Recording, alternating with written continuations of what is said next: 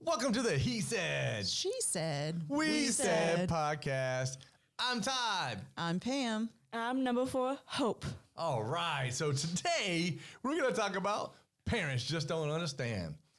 So, I remember talking several times to our oldest, and she's like, no, you don't understand. It's different. There's so much pressure. Like, what do you mean pressure? Well, I'm on social media and I'm seeing this and people are saying this and this group's saying this and then this and I just don't know how to be and I don't have blah and I don't even want to leave my room. And I'm like, and? She's like, you don't get it. You don't understand. And I'm like, I do. And she's like, no, you don't. Hope, I'm going to ask you because you're a kid. Why do you guys think we don't understand? Because times are a little bit different now. We have like social media and stuff like that. So times are a little bit different. You have social media. Okay, I can see where you come from that. Pam, what's your take on that? Well, definitely social media is a big game changer. Kids today have easy access to all information and easy access to each other. So like when before you went to school, you came home and if you had the ability to have telephone privileges, then you could call each other. But other than that, you didn't see each other till the next day. Kids are so connected today with not only are they watching the news on TV or all of the stuff that's on social media about the stars, why they're important, what's going on. They have access to a lot more mature information that maybe we didn't. And they have access to each other. They can text. They can see each other on all of the social medias. So I guess they have they're bombarded with so much information all the time. When I don't think that that's something that, let's just say, our parents or even we had. I would have to tend to agree to disagree. I think the pressures are the exact same. I think the difference is they're more in your face because they do follow you everywhere you go. I mean, I went to Broughton High School, right? And Broughton High School was the rich kids' high school. I wasn't rich. I was out of district. I didn't fit in. And I learned within the first 2 weeks what my place was. I remember having, there was somebody in school that I was like, oh, this could be a cool friend because I went from this school with a class of, 18 to a freshman class of 580. I've never been scared to death. And I was trying to become a friend with this one person. And like, yeah, cool, let's hang this weekend.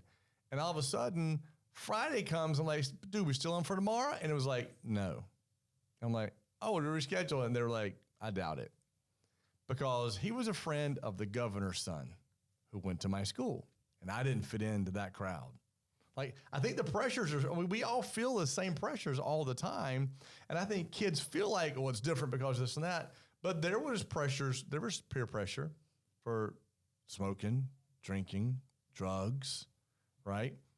I'm better than you, be skinny, be prettier than everyone. I mean, the pressures were still the same. I think the only difference is it's just in your face now. Yeah, it follows you home. I mean, there is no respite unless you're the kind of person who doesn't want to be on social media and decides to put your phone down and isn't constantly being told, because like bullying has always existed, for all age groups and all places, but it didn't follow you home. Right.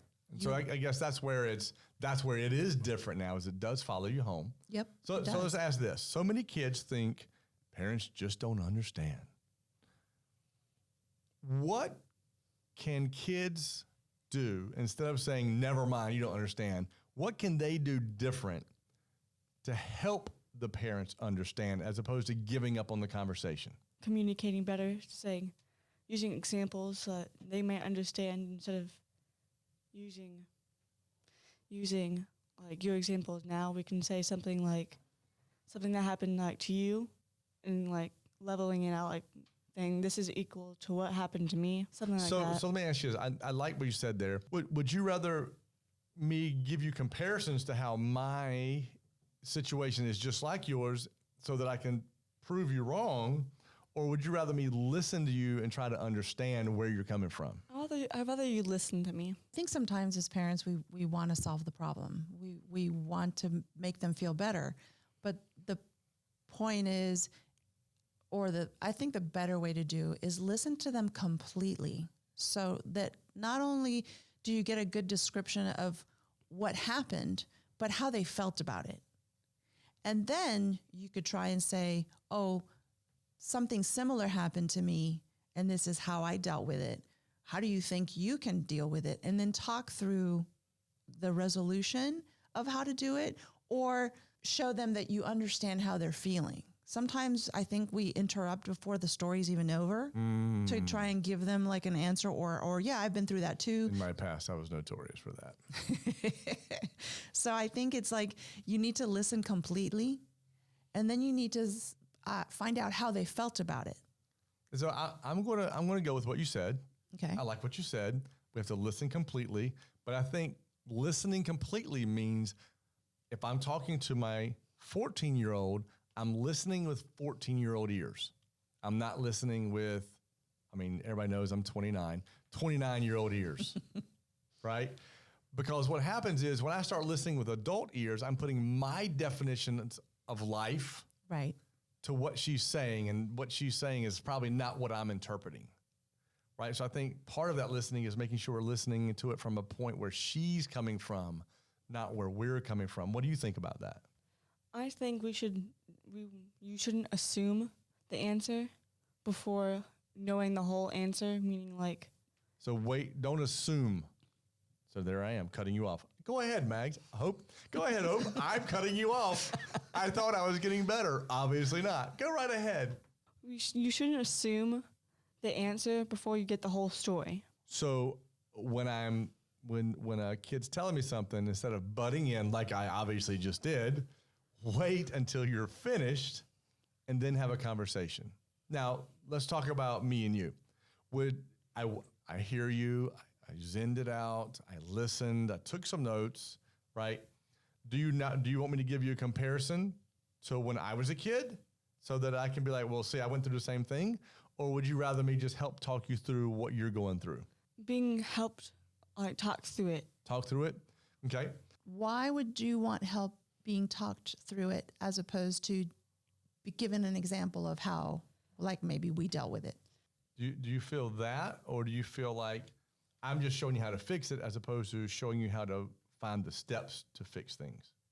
I'd rather be talked through it, because if they talk me through it and show me the steps, I know how to fix a problem. If it happens again later on in my life, if it happens again, I know the exact step that I should do to try to fix it.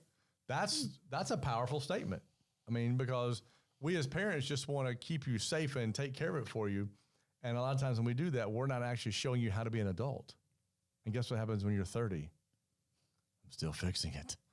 Wow, that's dude, a little high five. That's really good. That's really good. So I'll tell you some things I do that you probably don't even know I do. I'm giving out a secret today. A lot of times I know you're going through stuff before you share it with me. And have you ever had this situation happen with me? We'll be in the truck and I'll be like, Hope, I had this kid come to me today and he had this problem. And he's being picked on, his friend's being picked on at school and called names, and he wants to stand up for them but doesn't know how. What would you, like, what are some things I could tell him? Have you ever had that happen? Me talk you through a story like that? Yes. Right. So as parents, we have to understand that sometimes if we know what's going on ahead of time, we can preemptively strike without fixing anything. And we're still talking them through it because they're actually giving me the advice. Sometimes we have to realize it's hard to take our own advice, right? We can't see it. Like, we can't fix our own problems. We need somebody else to fix our problems. right? But as soon as I put that problem on somebody else's world, you're like, oh, they got that problem? Let's do A, B, C, D, E, and F. But you couldn't do that for yourself. And I think as parents, we have to think, I can preemptively strike by creating scenarios to talk to my kid about somebody else's imaginary problem. They'll tell me exactly what they need to do, and guess what? They'll do it later, and I still help them get through it. But I was able to give them the advice or show them the path before it became a detriment to them. Does that make sense? Yeah, I think that's a really good way to bring it up. It's also a good way to be like, well, this is what happened to me today, and this is the advice I gave. What do you think about that? Right. Like, so they're giving you also advice. Like if it were me, this is what I would have told them. And it opens up a conversation to you getting some insight about how your child thinks. Right. Now, Hope, last thing. I know sometimes you get frustrated when we're just trying to fix it, or you think we're not listening because we're butting in. Oops. What are things, from a 14-year-old's perspective, what are things we can do to be more understanding, or to show that we're more understanding of what you're going through? Just listen. So what do you mean by just listen? I think you've said it already today. I just listen and figure out what they're going through so you can help them go through it. So So instead of just butting in. if I hear you today, your theme was shut up and listen. Basically, that's what it is. It's shut up and listen. Stop trying to cut me off. Stop trying to think you know what the problem is. Let me voice what I'm going through, and you try to understand it from my perspective. Is that right? Yes. There you go, guys. From the 14-year-old's mouth, shut up and listen. Thanks for being part of today's podcast. I know today you found something valuable in this podcast, because I actually found something valuable. I still interrupt. Share this, because we know there's somebody out there that interrupts like me. Interrupters Anonymous. Make sure you get that out there to your friends. Also, follow us. We're everywhere. At Coach Todd Harris on YouTube. We're at The Parenting Ninja. And like us and subscribe on Spotify and Apple Podcasts.